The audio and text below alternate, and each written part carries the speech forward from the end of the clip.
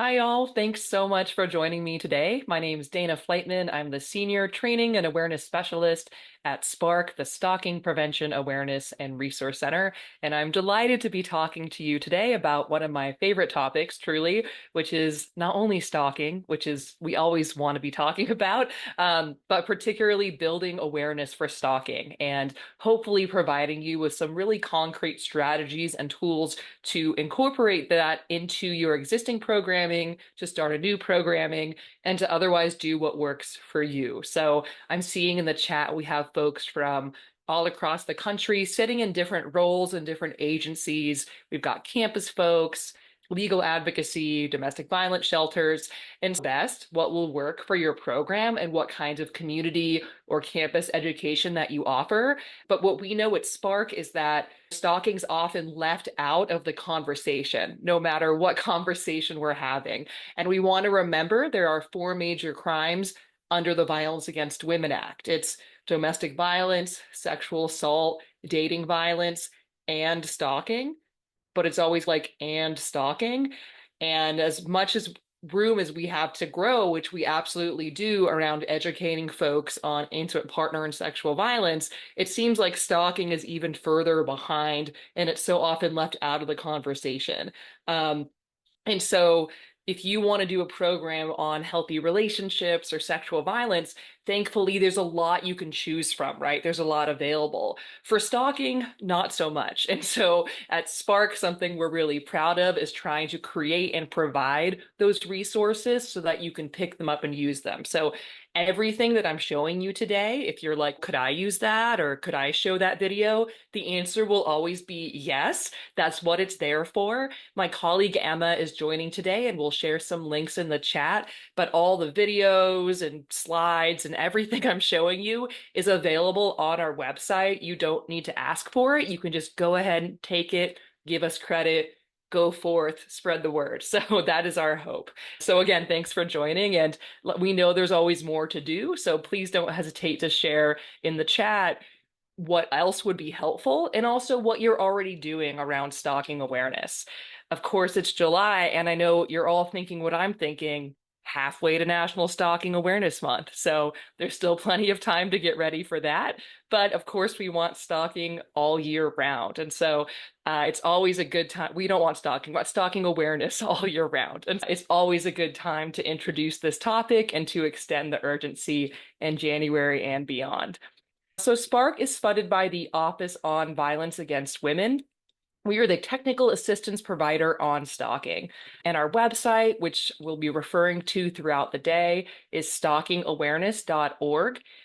There we have practitioner guides. Those are broken out by discipline. So we have a section for victim services, for law enforcement, for judicial officers, and of particular interest for this audience, perhaps, a section for awareness educators as well as for campus professionals. We have training modules that I'll talk about in more detail later. So those are standalone programs you can pick up and lead on stalking with slides and videos and scripts. Victim resources. So when if you're doing a table about stalking or a workshop or more substantive event, of course, we want to be sharing resources with our victims. So at SPARC, we do not provide direct resources to victims, but we try to include information that y'all can share easily. For example, we have these brochures for free on our website. You can order from us in English and Spanish, and you can put your local information here. So if you have something to hand your survivor of intimate partner violence, sexual violence, make sure you have something for your stalking survivor as well.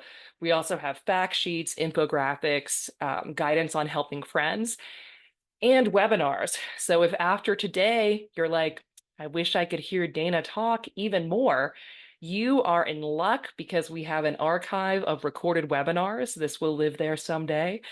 And since we're called SPARC, I got us to call it the SPARchives. So that was like the height of my career. So you can check us out in the SPARchives anytime and follow us on social media. Our handle on there is at follow us legally. If you get our sick sense of humor at SPARC, we will not be mad. We want you to follow us. It is wanted. And sign up for our newsletter.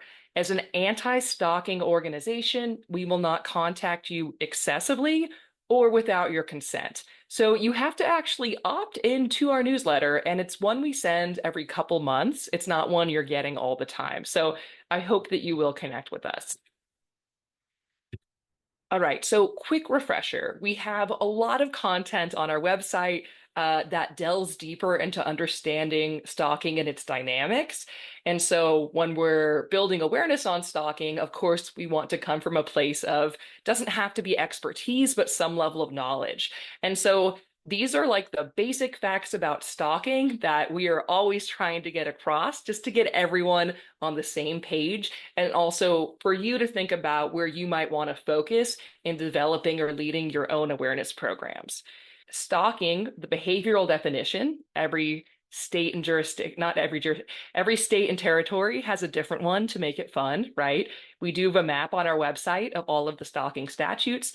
Behaviorally and on campus, stalking is a pattern of behavior directed at a specific person that would cause a reasonable person to feel fear for their safety or the safety of others, or to suffer substantial emotional distress. And so we often hear the word stalking used casually, which I'll address in a minute, and people think they know what it means. But very few people really know what we're talking about when we're talking about stalking. We're talking about two or more behaviors directed at someone specific that are scary. And that's really a wide variety of behaviors. Here are the most common stalking behaviors that victims experience, and most, of course, experience more than one. We see that life invasion, which often shows up through unwanted contact. I was surprised. I was like, really? Still phone calls and voicemails? Who's leaving voicemails? It's stalkers. They're still doing that. And so there's unwanted contact, approaching in person, sending items, some reminder that person's been there. Another common one is sneaking into the victim's vehicle or residence and just leaving some sign they've been there, or using GPS technology to track. And so when we're talking about stalking, we want to talk about the diversity of stalking behaviors. It's not just surveillance, it's not just showing up, it's any behavior that is scary and is not the first thing that's happened. And most stalkers, not all, but most stalk both in person and through technology. And those are part of the same pattern of behavior, also known as a course of conduct in most statutes. So you might hear me use those terms kind of interchangeably: pattern of behavior, course of conduct. I'm talking about the same thing, again, those two or more. And so it encompasses all of these and many more behaviors. And most victims know the offender, most offenders know their victims. And so a large category are those current or former intimate partners, about a third of the time for our male victims, over 40% of the time for our female victims. So that's a big piece of it, that connection to intimate partner violence and power and control. But if 30, 40% are intimate partner violence, that means 60 to 70% are not. And so when we're talking about stalking, absolutely, we should put that in the context of dating violence and domestic violence when appropriate. But that's not the whole story, right? Because by plurality, the largest category is actually acquaintances. And that's particularly true on campus and for our younger victims. It can be a stranger, though it's relatively rare. It might be a brief encounter, like, oh, I met that person at a party once, or, oh, I think they work at that coffee shop. It could be a family member or a person of authority, a supervisor, academic advisor, a law enforcement officer, or somebody like that. And so when you are talking about stalking, make sure that you're reflecting a diversity of victims and offender relationships, because when a lot of, for example, on a campus, when most people think about, say, the Title IX office, they're probably mostly thinking about sexual assault.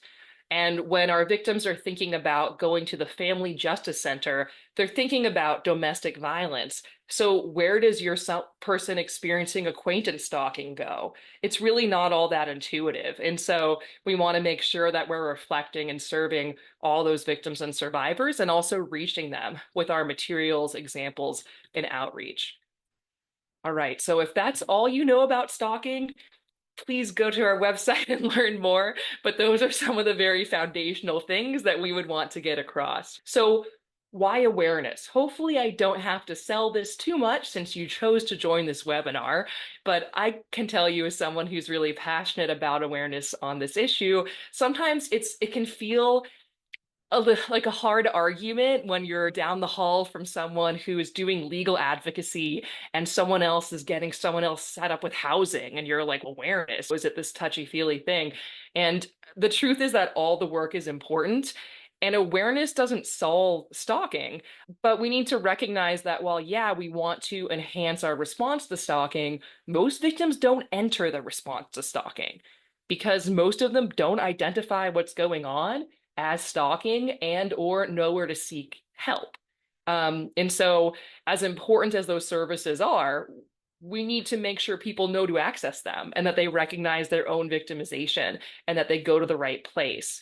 And so again, awareness doesn't solve stalking, but it can combat these myths because the word stalking is one people know and use in our general population. So people aren't coming from zero knowledge. They're actually coming from negative knowledge often, where they've been misinformed about what stalking is and are already coming in with some ideas about what it is and is not.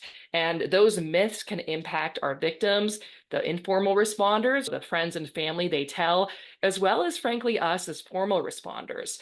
So these myths negatively impact help seeking. Um, they impact that friend or family who might brush it off or not identify it. And they impact, again, those formal responders, whether it's victim services or criminal justice as well.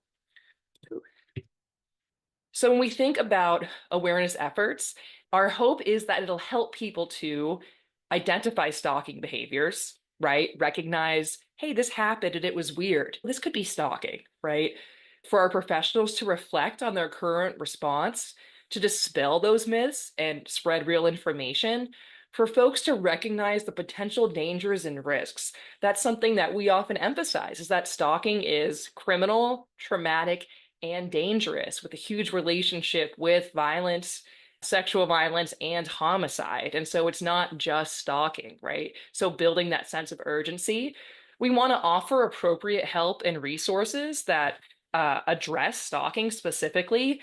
We want to validate survivors' experiences and trauma. So often, by the time victims come to us after they've been experiencing stalking, they are frazzled, they feel they've minimized a lot of things. Oh, and they often say, maybe I'm overreacting, or sometimes a responder might unfortunately reinforce that idea. And so we want to be mindful of that and hopefully to affect cultural change in public discourse. If you think about just our national dialogue on, say, sexual violence, it's come a long way in the past decade, but stalking usually isn't a part of that. And so we can all help to move that forward. Again, most victims do not report or seek services. Most of them do not enter the response.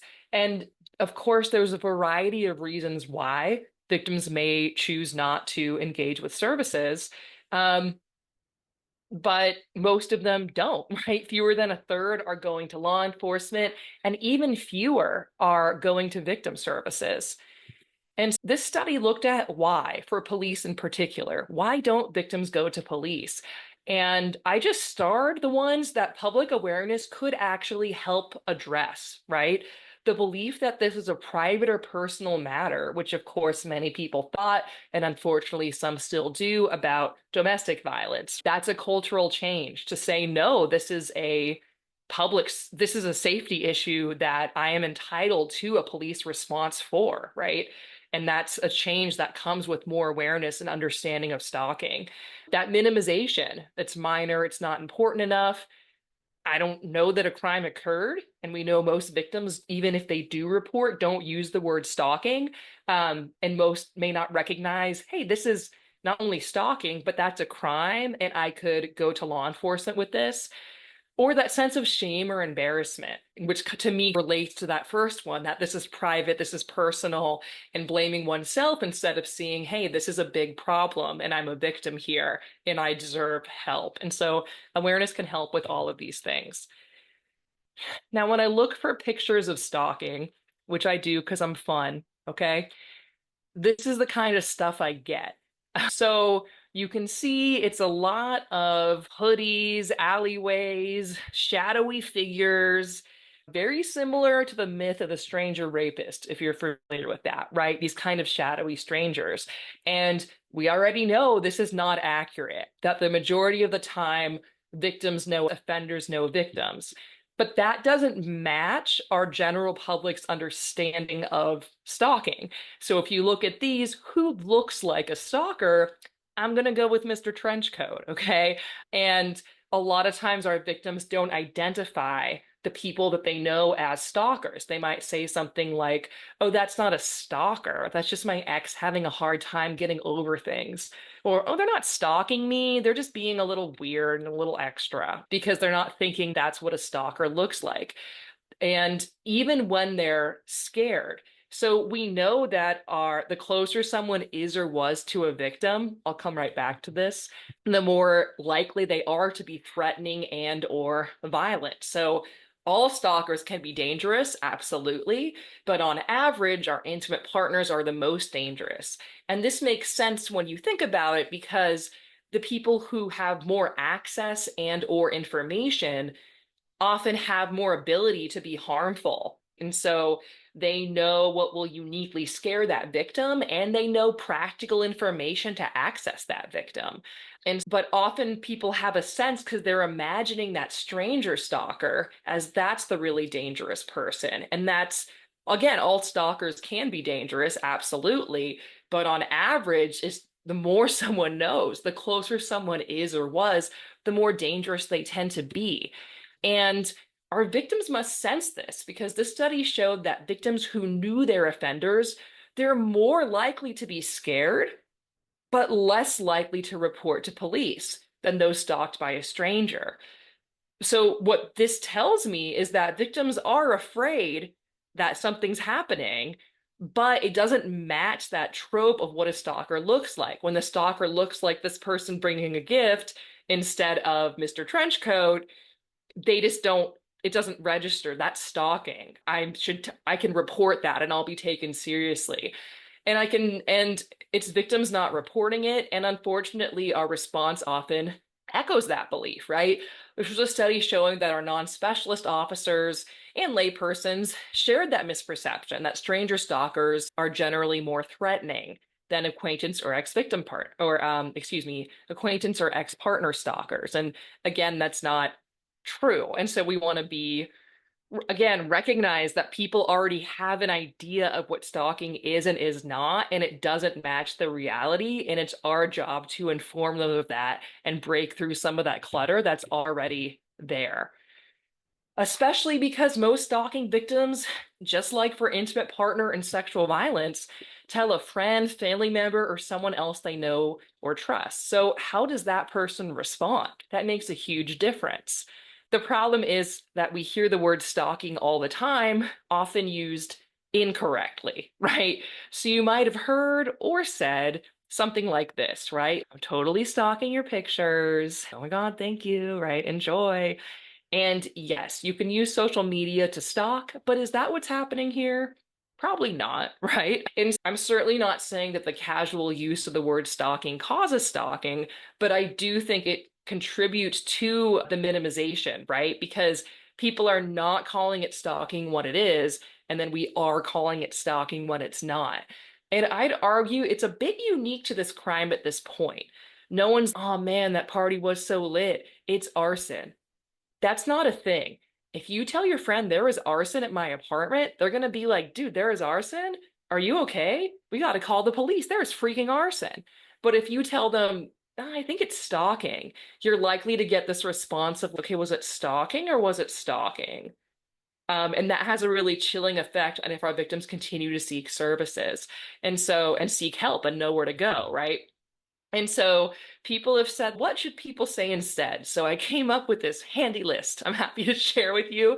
I also think it could be a good exercise to actually brainstorm this with your participants in a training. So people use stalking, I've noticed, to mean different things. Sometimes they're using it just to be like, I'm bugging you. Let's say that instead. I'm emailing you again. I'm sorry to nag you. Or even maybe I'm being annoying, or I have no chill. I'm sorry. I really need to hear from you. Sometimes it's meeting that person again or looking for them. So if you bump into someone at the store that you just saw at the gas station, instead of being like, oops, sorry, I'm not stalking you. It's like, okay, oh, there you are again. That's crazy. Sometimes people say it for obsession. I am stalking your photos. I am stalking you. I'm stalking every moment. And again, alternatives. Or sometimes it's research, right? So I often hear and I'll see articles about everyone stalks before a first date. No, again, stalking is a pattern of behavior that would cause a reasonable person to feel fear. If we're about to go on a date and I know your name and I Google you because I'm curious, that's not scary, right? That's not inappropriate or scary. So no, I was not stalking you. I looked you up one time. Like that. So again, it's really thinking about what that word is. And I'm sure there's other examples I'd love to hear to meet different needs. But again, it's not that everyone must speak perfectly at all times, but we don't want to be reinforcing the stalking behavior. So I think the goal of any stalking program, any awareness program, is to build urgency on stalking because it is something people think they know and think is not a big deal. And so to really, if all people leave a program or awareness campaign with is, oh, wow, that actually sounds scary and more complicated than I thought. I should take that seriously, and there's a place I could go to get more information. That's a win. That's a win. So that's really what we're looking for when we're thinking about our awareness campaigns is that urgency. And so we're going to watch, this is a short video that again is available free on our website. It's part of a standalone program we have on stalking that you can lead on your campus or in your community that just makes the case and builds some sense of urgency for why we should care about this topic. So we'll give that a quick watch. So why take the time to learn about stalking? Stalking is a really important thing to understand. It is criminal, it is traumatic, and it is dangerous. Stalking is criminal. It is a crime across the United States. That means it's a crime at the federal level, in all 50 states, U.S. territories, tribal lands, and in our military justice system. It might be a misdemeanor or a felony, depending on the jurisdiction and the situation. A lot of people don't realize that stalking is a crime, and so many victims are left wondering, what, should I call the police because somebody rang my doorbell or drove by my house? And the answer is that victims can consider reporting to authorities, as well as documenting the stalking. Stalking is traumatic. Many stalking victims experience mental health impacts, including depression, anxiety, insomnia, and social dysfunction. Quite a few also lose time from work, many lose their jobs altogether, and a significant number of stalking victims choose to relocate. In fact, 1 in 7 stalking victims move as a result of their victimization. It's important to hear from stalking victims and survivors in their own words. This survivor said, "I have given up all hopes of ever having a safe life. For the rest of my life, I will be looking over my shoulder, expecting to see him there." And finally, stalking is dangerous. Stalking often co-occurs with physical violence, including physical assault, sexual violence, and rape. 1 in 5 stalkers use weapons to threaten or harm their victims. And in 76% of intimate partner femicides, that's murder of a female partner by a male partner, in 76% of completed and 85% of attempted, there was stalking the year prior to that murder or attempted murder. And yet so often, these early signs of danger are ignored as, oh, it's just texting, it's just ringing the doorbell. In fact, one researcher went so far as to say that stalking is homicide in slow motion. So what's the good news? The good news is that we have an opportunity. Because stalking is one of the few crimes where early intervention can prevent trauma, violence, and even death. When we recognize those early signs, take them seriously, connect victims to resources, and hold offenders accountable, we can keep our communities safe from this prevalent and terrible crime. That's why it's so critical that you learn about stalking and how to know it, name it, and stop it. So hopefully the intent is that makes the case, right? That this is important, this is urgent, and this can frame your program, even if this is just a good introduction and all you show. A shorter, an even shorter, a little bit hipper version of that, I want to highlight for you as well. This was developed this year. Also, to just give some kind of fast facts on stalking, this is something you can share in a program or on social media, etc.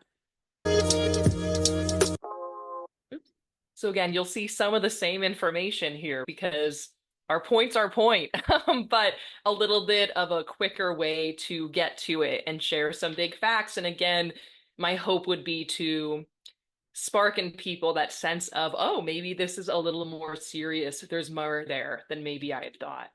And so we want to build that urgency. And then, of course, we want to provide accurate information. And so I encourage you to reflect on your knowledge and beliefs about stalking. How did you learn about stalking? And when you think about stalking, what scenarios do you imagine? Are there certain images that come to mind, and are those accurate or comprehensive? And am I thinking about intimate partner and non-intimate partner? Same as with our stalking victims. Is there a certain kind of person that comes to mind, and is that accurate or comprehensive? We all learn about stalking a variety of ways. Much of it's through our media, and it's not particularly nuanced or accurate. And so I think that acknowledging that to your audience can be quite helpful to say, yeah, I used to think stalking was just like, oh, it's stalking, it's annoying, but I learned more about it and I was really surprised because it's actually this really complicated and dangerous victimization. So to reflect on again, where are people coming from and why are they coming from that place? We have a lot of easy ways to learn more about stalking for yourself and for the folks that you're educating. So these are new, relatively new e-learning courses. They're short. Each one takes 10 to 20 minutes. And so if you're, say, working with peer leaders or you have new interns or new staff, yeah, we have recorded webinars. Those are great. But these are more interactive and fun and to the point and can really get folks up to speed on what stalking is, how to identify behaviors, and a little bit about prevalence and relationships.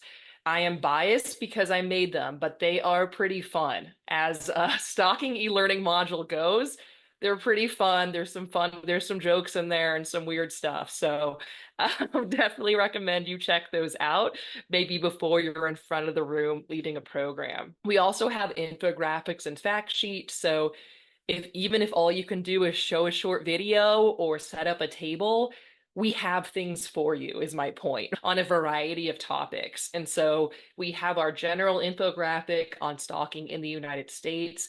And then we also have one about adolescents, campuses, LGBTQ plus individuals, stalking and technology, and more. So these are fairly catchy and again, all available. You can just print them, use them, share them. When we're advertising for programs, or perhaps you're doing your own public awareness campaign, you want to be thoughtful about the images that you use because the images that you use are also conveying information about stalking. So this is really tricky because you want something that clearly communicates stalking, but also is not reinforcing inaccurate information about stalking. Because know what looks like stalking? Someone in a hoodie behind a computer, but that's not accurate. And so those are a little bit at odds.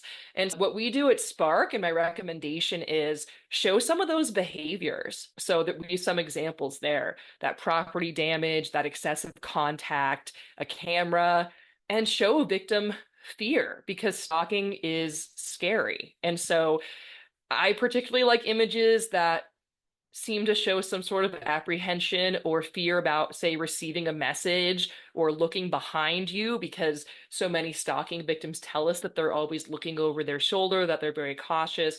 And so I find those images helpful.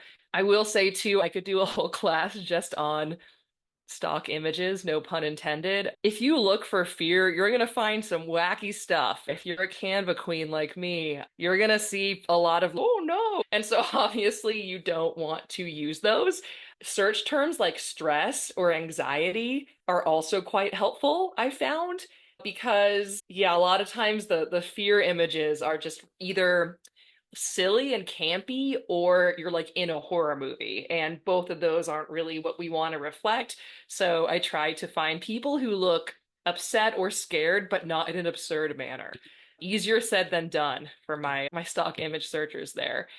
We have this information as well on a training and event promotion guide. This kind of guidance I'm giving you now if you want to share it or look at it later.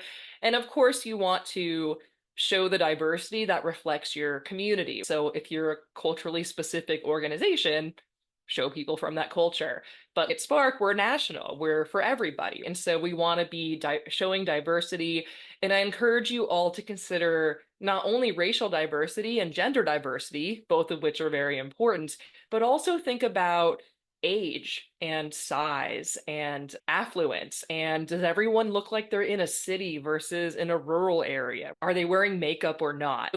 So there's thinking about diversity, including but not limited to racial and gender. I try to look at our social, and not every image has to show everyone, but I don't want anyone to have to scroll too far before they see someone that they connect with in some way. And so we could always be better on that as well, but just something to think about too. I already mentioned these are free on our website. We have English and Spanish, and these really, again, assume, especially the posters, assume people are again coming in with some misinformation about stalking, right? We're pushing back on the idea. No, it's not cute. It's not romantic. It's not flattering. It's stalking, right? We wouldn't have to say that if no one had ever thought about stalking before, or had that sense in their head, right? And then same talking about the intersection with domestic violence. And so I'm certainly not saying, oh, a brochure or poster will solve all of stalking, but I do think that having this visual reminder in our offices for ourselves, as well as for our community members and victims and survivors, can be helpful because it just plants that seed. Oh, yeah, stalking, huh? Maybe that is what I'm experiencing. I'm going to look into that a little bit more, right? And someone shouting out, thank you. We have a new handbook for victims, which gives a little bit more in-depth and for information on stalking.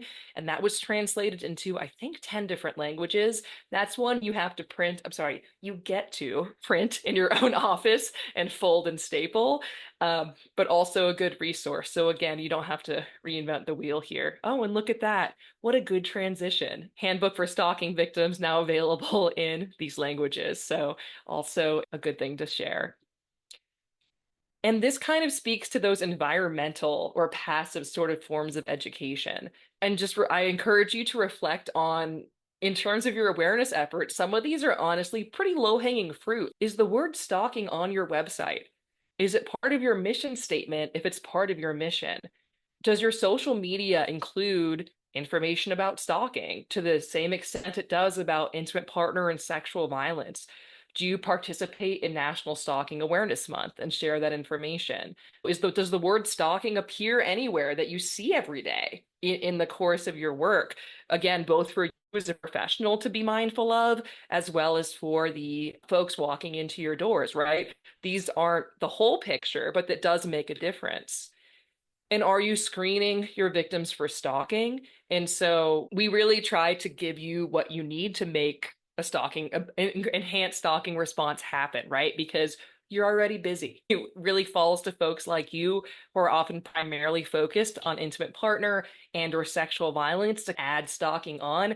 And I'm not saying that's fair or easy, but it is important because these survivors have nowhere else to go. And these are some basic questions to ask to get a sense of the full course of conduct. There's also a risk assessment specifically for stalking. It's free. You can get to it from our website as well. It's at coercivecontrol.org.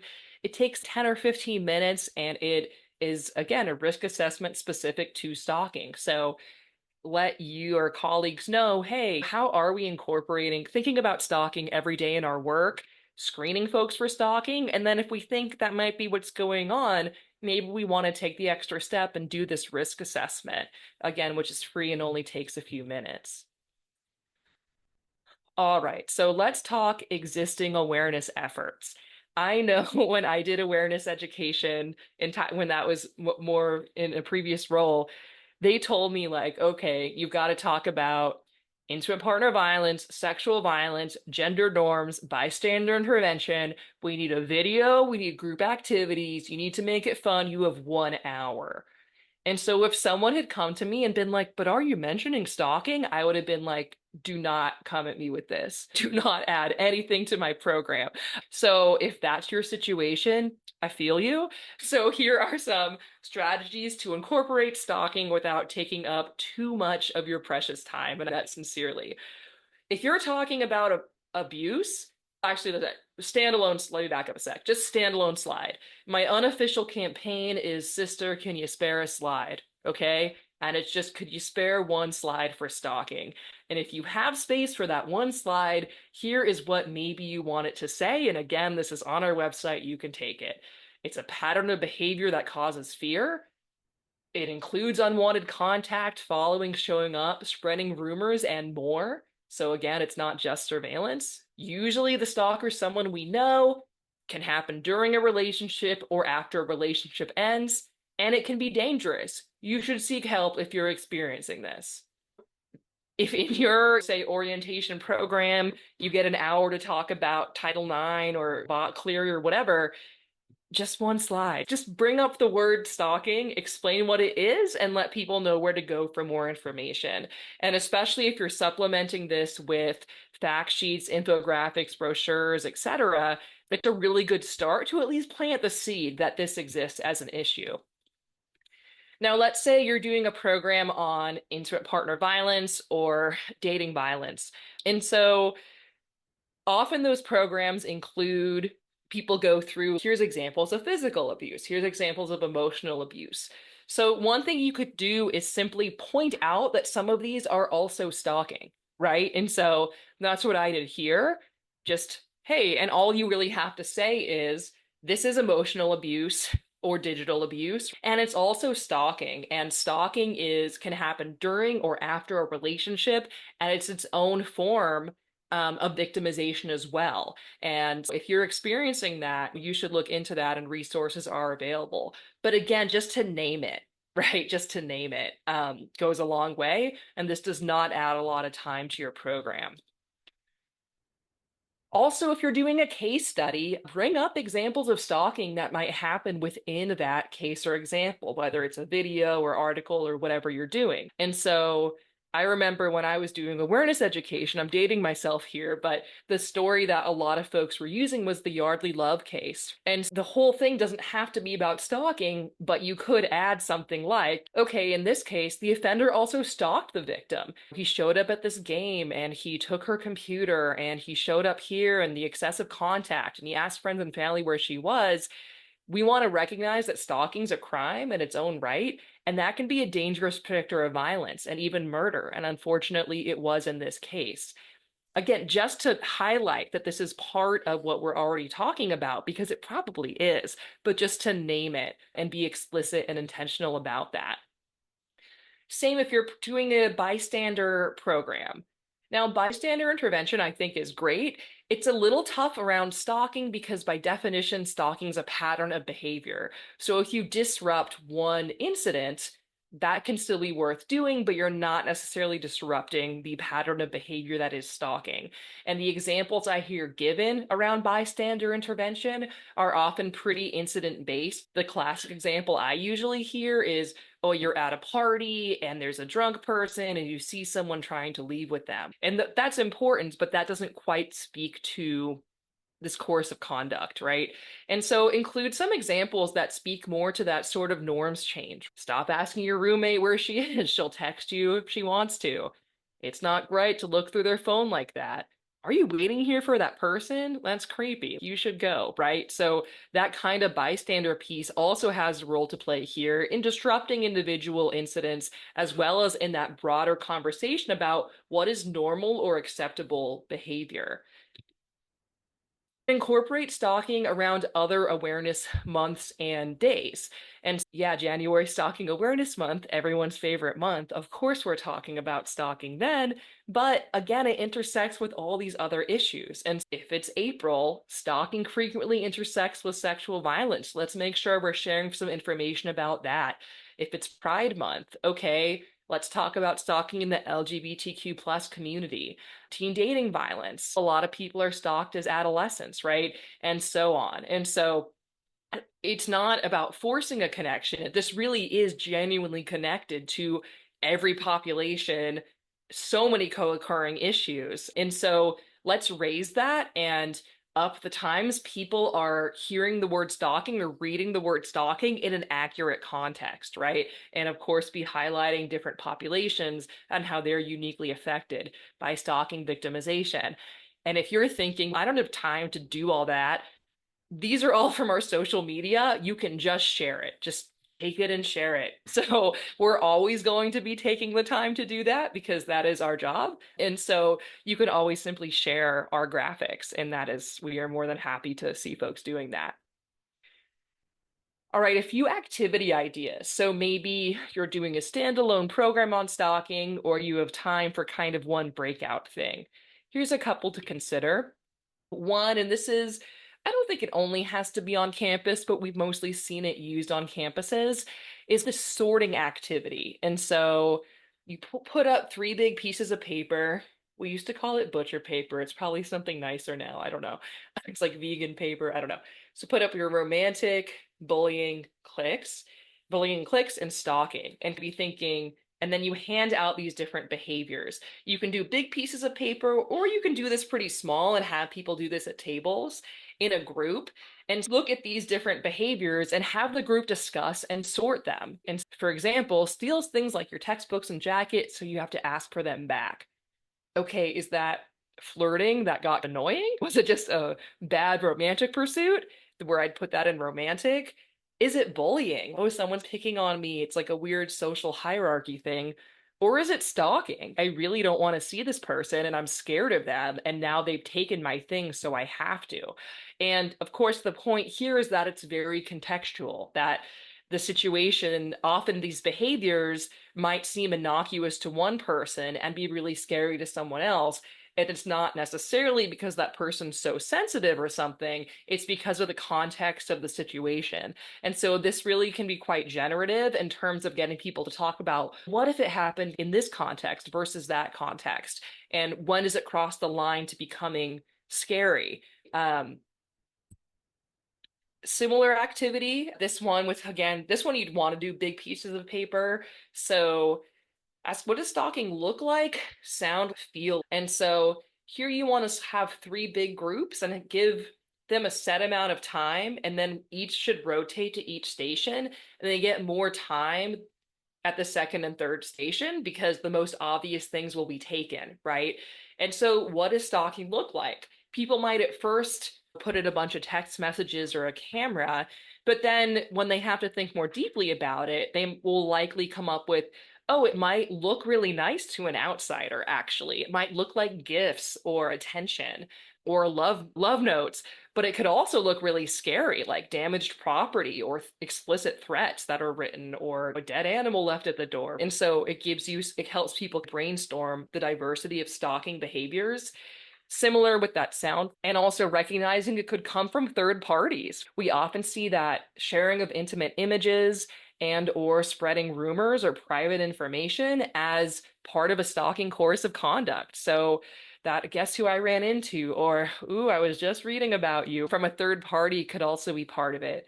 And what does it feel like? Of course, stalking is scary, but recognizing that victims have different reactions and that it can be really confusing to be stalked, especially by somebody that you know and trust or trusted. So that you might feel guilty, like you're responsible for their behavior, or that you are blaming yourself because you feel like you alone can make them happy or not, and why can't you give them the attention they need?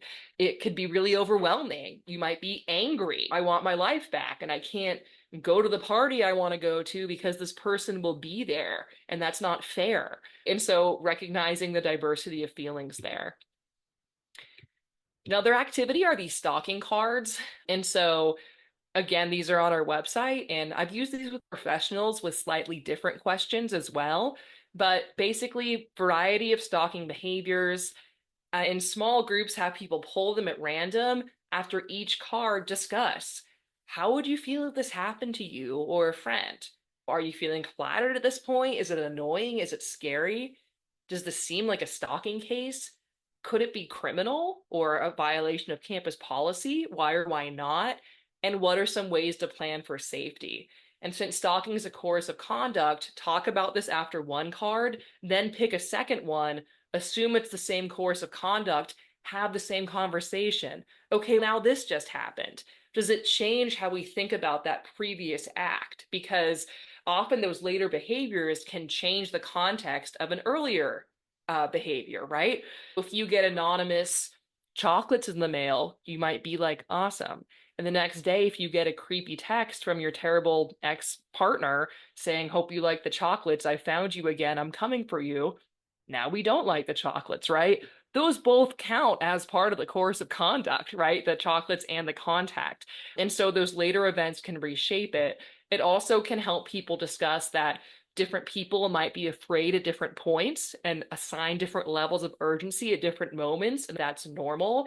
And also that something can be scary and stalking without maybe rising to a criminal level, and what do you do there? And so a lot of things can come up in that dialogue.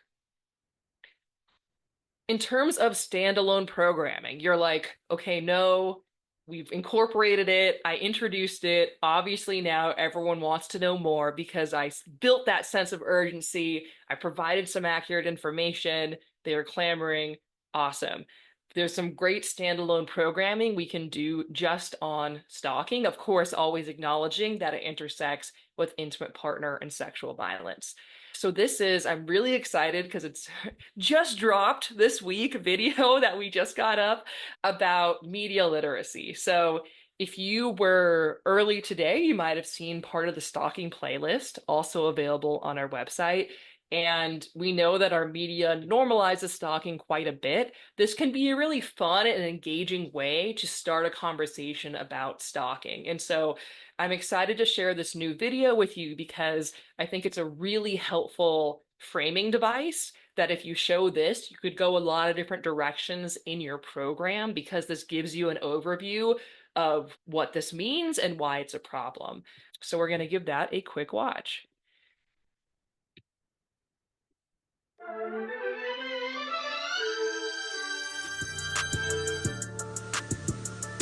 As we consider stalking in media, it's important to remember that the media does not cause stalking.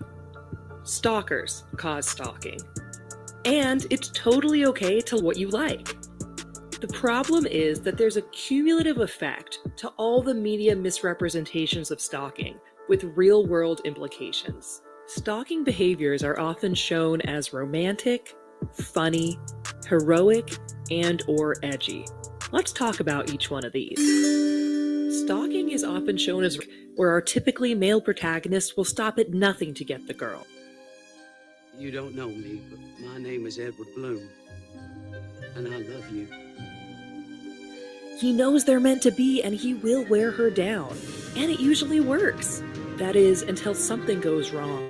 Then our heartbroken protagonist might switch to dramatic, grand gestures to win her back, doing whatever it takes for love. Usually, this behavior is rewarded, and he gets the girl. Stalking behaviors are also often shown as funny. where it's a pretty common trope in our sitcoms and cartoons for our characters to pop up again and just not understand boundaries. This is typically played for laughs, and the characters involved are clueless, silly, awkward, annoying, but not shown as scary or threatening. Stalking is often also presented as heroic. Our superheroes have to watch over the city so they can swoop in and save the day when needed. Stalkers often use the same justification, saying things like, "I trust you, not the world around you," and casting themselves in the role of protector, claiming surveillance is love. I think I have a superhero stalker. Stalking may also be shown as edgy and even sexy, showing a stalking as forbidden and tantalizing. Or it's thrilling, and the media is really going there, shocking us with those stalking behaviors.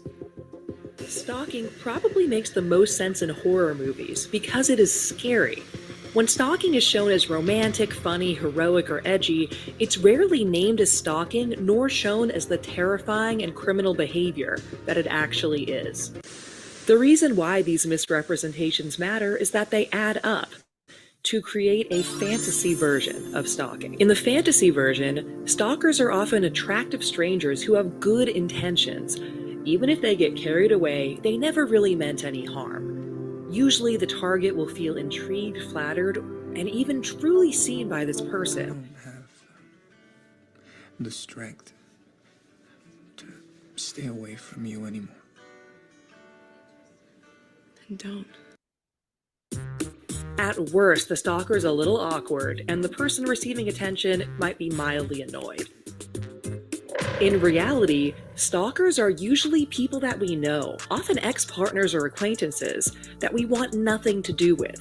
Stalkers typically want to scare or punish their victims and delight in doing so, engaging in a variety of disturbing and violent behaviors. Stalking victims are terrified. Many have to quit their jobs, relocate, and may never feel safe again. Misrepresentations of stalking normalize, romanticize, and often minimize stalking and its real harms, misinforming us about what stalking is and how to respond to it. To learn the real facts about stalking, visit stalkingawareness.org. And we do have a captioned version of that. I'm sorry, I thought I had included it, so my apologies, but that's on our website. Excited to see the love. And who is that narrator? Who put this together? What kind of genius mind could have created this? I don't know. But anyways, I'm very excited about this one because I think that it quickly gets to the point and is interesting. Of course, I'm quite biased about that. But I think it could be a good thing to show and then just open up the dialogue, right? What else have we seen? What are we thinking? Is this harmless? Is it harmful? To what degree? And I also think the framing included in here is quite important because so often when I hear people critique media, they tend to start with this, your faves are problematic energy. And okay, sure, but I don't think anyone wants to be shamed for liking what they like. I don't think that's helpful. The problem is there's a cumulative effect to this misinformation, right? It's okay to like what you like, just recognize that it's part of a bigger problem of all this misinformation that we're getting, and that adds up to tell us something incorrect about stalking. So that's really the point. We also have slides to this effect. If you can, so if you want to talk about it more in that context. And then this one I usually show in my presentations that really just summarizes what you've heard in the video, but recognizing that there's this fantasy and this reality. And what I honestly say is I don't care that there's this fantasy. I'm not really trying to take it away from anyone, but we need to recognize that's what it is. And while there's no one reason for the minimization of stalking, I do think that this plays a role. When I hear people say, "Oh, it's just stalking," I think to myself, oh, you're responding to the fantasy of stalking, not the reality. And we need to be presenting that information as here's the reality. Also, this playlist I mentioned on our website, all songs that show stalking one or more of those ways. Old songs, new songs, it's been going on a long time, always looking for more to add. We've had campuses do karaoke events with this, where they do this and then they analyze the lyrics. But people often get really into this in my trainings and suggest songs and all that kind of stuff. And so, another resource, a passive way to get folks also in the background. I show this at breaks during my training. I just put this music on. In terms of why we should care, it's mentioned a little bit in the video, but here's where I think the impacts are. One is that it builds empathy with stalkers rather than victims, because especially when we're looking at it as romantic or funny, it's our usually male protagonists who are good people, right? They just want to get the girl, they just want to be understood or be seen, and maybe they're doing a little much, but they didn't really mean anything by it, right? Their intentions are romantic and noble and pure. And when we, in real life, there are stalkers behaving in ways that are scary, that can contribute to our thinking maybe they didn't mean it that way, and really giving them the benefit of the doubt. I'm sure they meant it in a good way, when in fact, most stalkers do not mean it in a good way. They want to scare their victims. Um, it leads our victims to minimize, right? Maybe they are uncomfortable, but they don't trust their instincts, because I saw that on TV and it was shown as cute a lot of times. So I guess that's pretty common, right? Or same if they go to that friend, their friend might have that reaction. It misinforms the general public about the dangers and realities of stalking, because it often shows it as pretty benign and harmless. And ultimately, this helps to create an environment where stalkers get away with it, because the behavior is not seen as that deviant, and we're giving them the benefit of the doubt and telling our victims that they're overreacting. And again, it's not the media's fault, but it does contribute. But the media sometimes gets it right. And so I don't think it's particularly constructive to take an anti-media stance. I hope that's not what you're picking up from me. Again, I think it's saying this is a starting point for conversation. What can this piece of media teach us about real stalking victimization? That is always what I think when people are like, Dana, have you seen this show? It's so much stalking. And then I'm like, oh, okay, I'll watch it.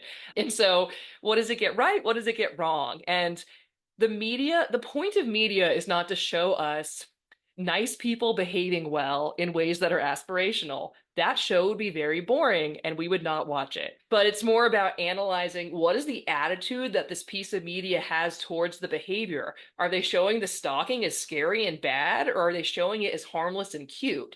And so it's not that showing it's bad, it's how is it being portrayed. So if you remember the show Beef, or miniseries last year, I think, so we talked about it. There was a ton of stalking in that show. So saying, okay, just like in the show, there's that escalation over time, right? And give examples from the show. But unlike the show, stalking's not really mutual. Usually it's one person stalking another person. But again, not saying the show is good or the show is bad, but just saying, this show shows some stalking behavior. What can this teach us about stalking? I often get questions about the show You on Netflix, about to have its last season. We do have discussion guides on all the seasons of You individually. So each season has its own discussion guide. And then we have one that like combines them as well.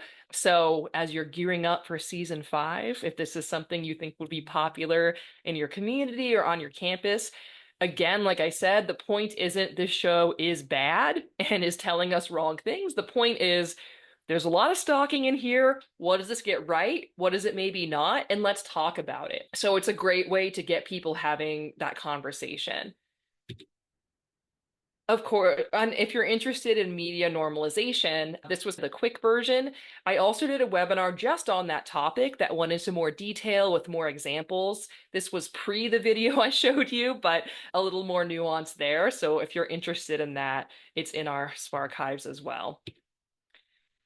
All right, so another option for standalone programming would be just doing a workshop on stalking. And so we have these ready to go with slides, scripts, videos, activities. You can just pick it up, grab and go, program in a box. And so those are generally split up. So our topics, we have know it, name it, stop it. It's all the same program. And so Know It includes a video similar, including the one you saw earlier, that Why Learn About Stalking, these kind of cartoon videos. There's a few of them in there. And then we have these scenarios that you can hand out and have groups discuss. One side of the paper, you just have groups discuss, someone called and said, there's a cup of coffee in my car, and they're freaking out. Like, how do you, the person receiving this call, feel? Are you confused, annoyed? Does this person sound crazy to you? What might be going on? And then after they have that discussion, have them flip the paper over, and then the victim explains she's here, and this is a stalking victim who'd relocated, and to get away from the offender who had been violent in the past, they leave to go to work that day, get in their car. There's a cup of coffee with the victim's nickname on it. And so that context makes it scary. And so it's a conversation about that and how getting more into the specifics can really change what's going on. And we have several scenarios of a similar effect there. Identifying the diversity of stalking behaviors is something we emphasize quite a bit. And so we're big fans of the SLY framework: surveillance, life invasion, intimidation, interference through sabotage or attack. And actually, I'm just working on a video now that explains this framework. So that could be a standalone program as well. But have people brainstorm. Okay, surveillance is how a stalker watches, follows, gathers information. How might they do that? Let's brainstorm. And so getting to that diversity, and we have worksheets for that. And then the case examples are really powerful to show those true stories. And so we have a general public version and a campus version. They're quite similar. It's just that our general one has the Peggy Clinky story discussion, and the campus one has Caitlin Mathis's story because she was stalked in college. So we think it'll relate a little bit more to those college folks. It's a more recent case. And then Stop It is those action items. And so a lot about supporting friends. And we found this really popular with because people want something to do, understandably. And so at least this is something actionable that, hey, here are things you can tell your friends and what to say and what not to say. And we have a video about that as well, a section on our website just called Supporting Friends and Loved Ones. So that can be hopefully helpful, give them some action items. And this is a handout that you can have them leave the program with. So with those programs, you can pull parts of it, add it to a program you're already doing, lead it entirely on its own. It's really up to you. Our goal is just, again, to make it that you can grab and go, you can pick it up, you can use it. Do what you will, be accurate, and cite SPARC when appropriate. All right, so like I said earlier, halfway to NSAM, halfway to National Stalking Awareness Month, which is in January. So I can't do an awareness webinar without at least putting that on your radar. We really have everything on our website you need to spread the word. So we have daily social media posts in English and Spanish that you can just share. We have them on our website usually by mid-November. So you can schedule those or go ahead and click share on ours. We have newsletter blurbs you can copy and paste that'll say, hey, it's the 21st annual Stalking Awareness Month, and here's what that's about. We'll have blurbs that relate it to different issues. So if you're primarily focused on sexual violence or dating or intimate partner violence or adolescence, we'll have those there. We have certificates that you can give to people doing good work in your community. We'll have webinars and other ideas. So just a bunch of stuff that you can, again, pick up and use, letters to the editor, just trying to make it as easy as possible. Here's some examples of folks tabling beautifully with our resources. We love to see it. We like to say we love to see our resources out in the wild. I get very excited about it. And again, these are all free on our website. You can just print them and have them and set them up and have a pretty robust table with a lot of information, and of course include your local resources as well. Something that we started just this year in January was a day of action for stalking. We were really excited by the response, and we will be continuing to do that annually. And so this explains that event really quickly. It is a video that, again, you can share as you build up your response to this event. So we're going to give this a quick watch. This is the first ever day of action for stalking specifically. We're focusing on stalking this day. And so this is our video from last year. And I can tell you personally, because we work closely with Debbie Riddle, who is one of the founders of Stalking Awareness Month, she loves this campaign and found it really meaningful. And so definitely save the date for January 18th. It's a weekend this year, so we're hoping folks will plan ahead a little bit and schedule things out. And so that there's that day just focused on stalking within Stalking Awareness Month. And so a lot of folks did it last year. I put together a little video highlighting some of them that made me very happy. So I'll play that for you here, including a few celebrities. So that was exciting.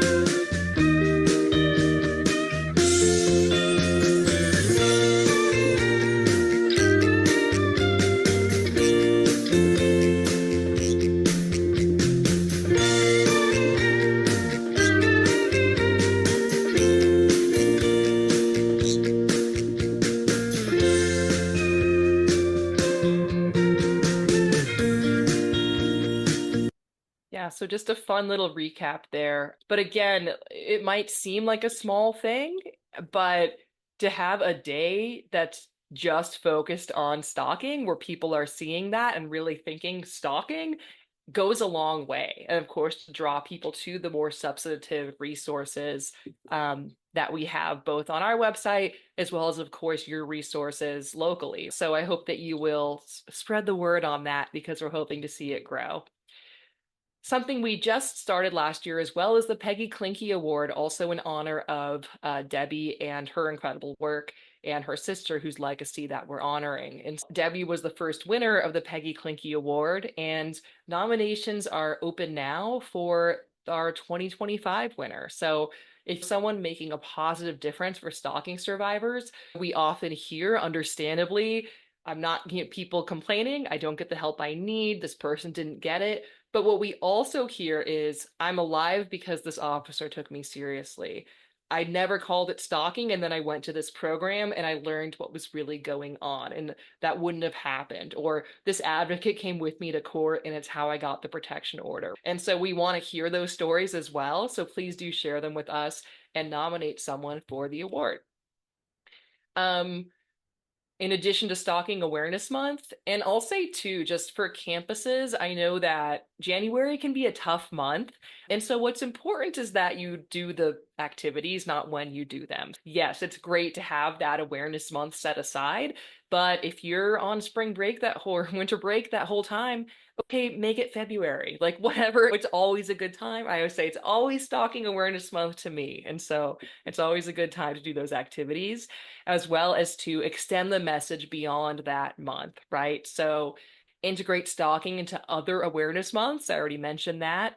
And reach out to us for training on recognizing and responding to stalking for your staff as well, because we really need that awareness within the field. Of course, most of what I've talked about today is projecting out, hey, here's how we can help, here's what stalking is, educating our general public.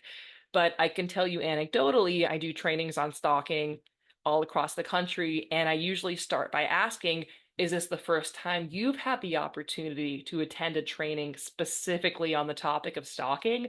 And it's usually half to the whole room raising their hands, because we're also quite under resourced on this as a field. And yes, we want more victims coming to us with an accurate understanding. And when they do, we want to make sure that our staff and our teams are also primed to be thinking, could this be stalking? I take that seriously. I know about that. I'll screen for it, etc. And so It might be leading a public awareness campaign, both internally and or say on your campus. And we have some guidance for that and for strategies for developing your own. So you can use our stuff or you can make your own stuff. You want to make sure that it resonates with you and your community and your staff. And to name stalking. And you may be thinking, okay, I get that you care that I talk about stalking because you're like the stalking lady. Does it really matter? And I will argue it does for these reasons. One is your charging and prosecution options.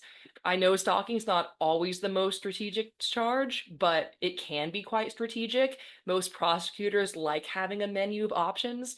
And we want to be considering stalking charges as well as policy violations for campuses, right? And so if we don't call it stalking, if we call it someone who was weird, maybe harassment, we miss that opportunity. Also, for safety planning, you want to know when victims are experiencing stalking so that you can identify the full range of behaviors. You want to be thinking about using that stalking specific risk assessment. You want to recognize the increased likelihood of intimate partner violence, sexual violence, and homicide. If we just call it digital abuse, we miss that. We might miss that indicator and the scope of planning that needs to go around that. And victim empowerment. Even if your victims, I don't want to do any of that. I don't want to talk to anyone. I'm not going to report it. Even just to be able to articulate instead of my ex is being creepy, to be able to say, I'm experiencing stalking. That's a real thing. It's a prevalent crime. I can Google it and things come up, and I know where to go for help on that if I do decide to pursue something later. So we really need this word introduced, and that's why our campaign is always that know it, name it, stop it, because the naming it is powerful and is really critical. And recognizing that it intersects with these other victimizations, because so often, again, there's no standalone stalking shelter. There's not the stalking crisis center. Most of our survivors are coming to us through places that are primarily focused on intimate partner and or sexual violence. And so absolutely ask your stalking victims about intimate partner and sexual violence. But if you're talking to a survivor primarily presenting as a survivor of intimate partner sexual violence, ask them about stalking victimization. And all of the tools that I mentioned can hopefully help you and your team keep this top of mind to really do. Think about within your agency, community, with your partners, is stalking part of that response? How are you identifying stalking cases? What's your training look like on stalking? Do new staff get trained? And are they familiar with the strategies around safety planning, assessment, accountability, et cetera? Something else I just want to mention is that I think especially with young folks, we often hear when people talk about stalking, of course, there's the use of technology to stalk is ubiquitous and is really important to address.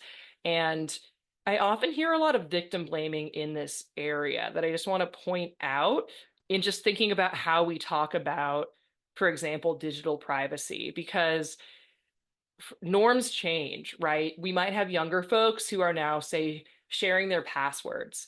And we might say, I don't like that. There's a lot of risk involved in that. And that's a valid perspective. But shaming someone or saying that's bad, don't do it, I don't think that's a very effective engagement strategy. Norms change, but stalking doesn't, right? And so what we want to do is empower people to recognize when they feel uncomfortable, to set boundaries and to enforce those boundaries. And so what doesn't change is that a stalker will try to get to that victim and will not care that they are uncomfortable or scared, or will in fact be trying to get that outcome. And so we want to empower young people and all people to be able to stand up and say, I'm not comfortable sharing this and I'm entitled to privacy. And figure out what that means for them. Because at the risk of sounding too twee, I feel like the what did you share has become the new what did you wear? And it can often get quite victim blaming, right? If you didn't want to be found, why did you share that image or whatever?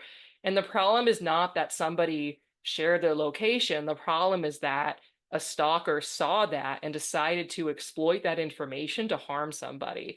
And so I just encourage you to think about that victim blaming that can come up, I think sometimes around stalking and be a little harder to identify than for sexual violence, but is really following that same logic of how did you make yourself small so no one could find you, instead of why is someone exploiting information and access, if that makes sense.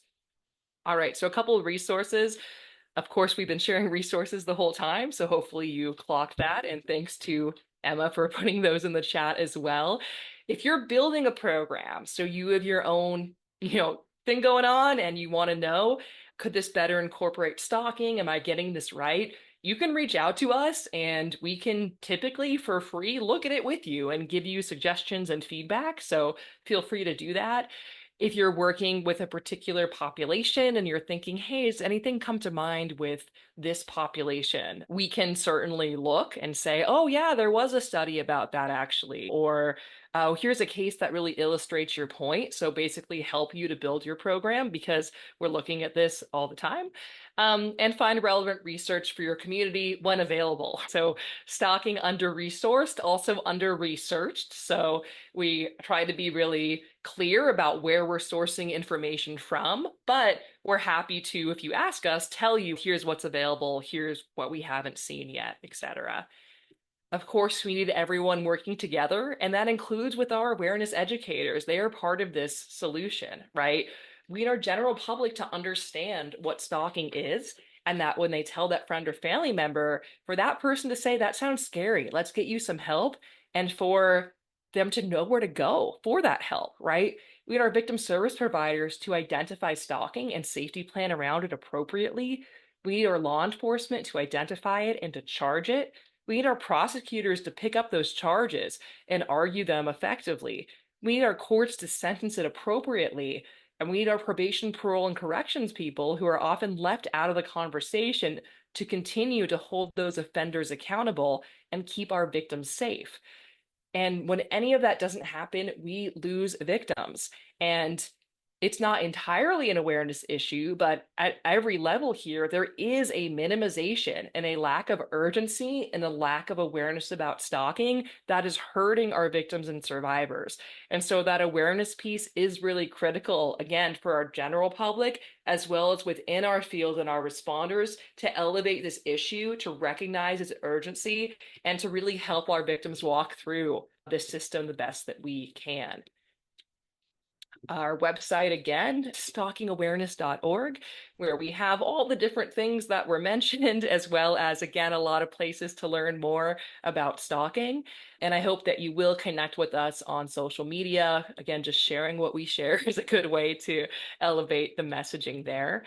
Here's my contact information. I just want to thank you so much for joining me today and for all of your good energy and for all of your work. I know it's easy for me to sit here and say, hey, use that. You should really do this program or whatever, but you're the ones actually on the ground, keeping victims safe, holding offenders accountable, trying to educate folks on this issue. It is all easier said than done. So truly thank you for the work that you do. And please let us know if we can be helpful in any way. That's what we're here to do. Thank you so much. And we have a couple minutes. I will pull up and see if there are any questions that came in.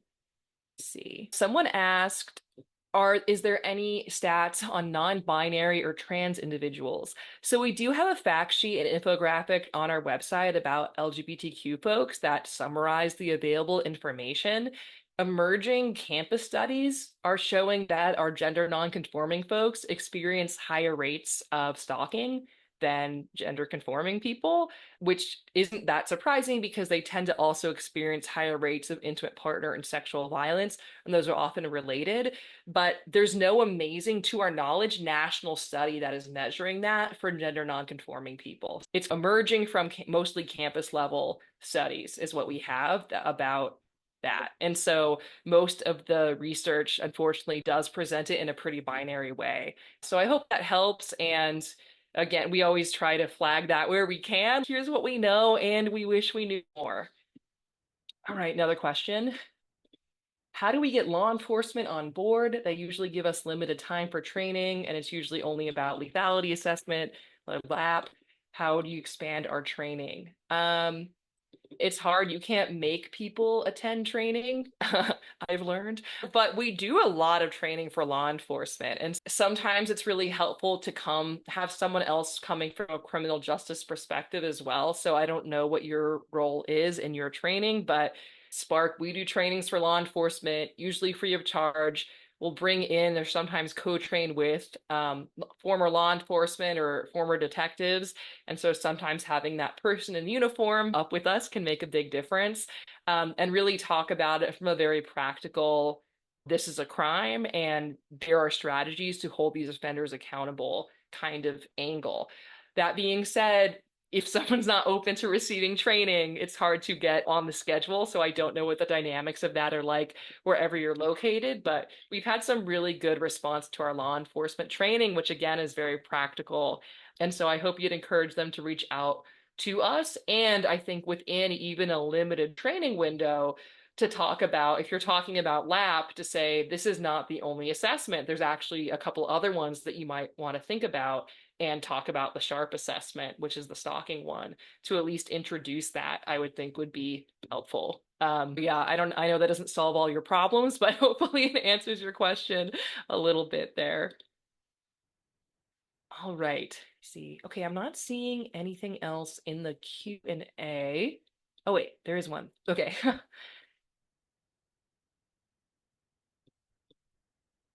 Um, oh, here's someone saying they live in rural Alaska, small village, limited on resources. They have village police, they have tribal police. Trying to charge someone with stalking can be really tricky. Yeah, and I hear that. Can we help our victims without troopers here? Yeah, so obviously I can't speak to your specific situation, but we often hear that a stalking charge will not be strategic or feasible for a variety of reasons. Sometimes it's just that where that jurisdiction is, they're not going to be responsive for it. Maybe it's the relationship between the victim and the offender. Maybe it's a small community where people know each other and it's just not where the victim wants to go. There's, a variety of reasons why. And so then I think if we're looking outside of the criminal justice system, then we're looking at safety planning, we're looking at housing, victims' compensation, like all those kinds of, not victims' comp, but we're looking at housing and safety and trying to leverage a tight-knit community to help someone instead of help the offender find them. And so that's really the focus there. And protection orders are civil until they're violated, and then they become a criminal matter. And so that's also something to consider. You don't have to be charged with stalking to have a restraining order, protective order. Um, and so that's a civil matter. So that might be something to consider as well as just talking to private, depends on the circumstances of your victim or survivor. But if they work in a corporate building, that building they could have security. If they work at a restaurant, they can refuse service to that stalker. So trying to get those private entities on board as well. So I don't know how helpful that was, but feel free to reach out for further training. A couple of my colleagues have more experience in rural areas and might have some better options. All right, we are out of time, so apologies if I didn't get to your question. But again, thanks so much for joining and for all of your kind words. I'm glad that y'all are finding this resources helpful. That's why we do it, so that you can hopefully do your work without having to reinvent the wheel. But there's absolutely more to do. And so don't hesitate to reach out with any other questions, requests. Here's what I'd like to see. I wish you had a video about this. All that kind of stuff is helpful for us so that we can hopefully better meet your needs. So thank you all again. We'll post this webinar in a couple of weeks on our SPARchives, and have a good day. Stay cool out there.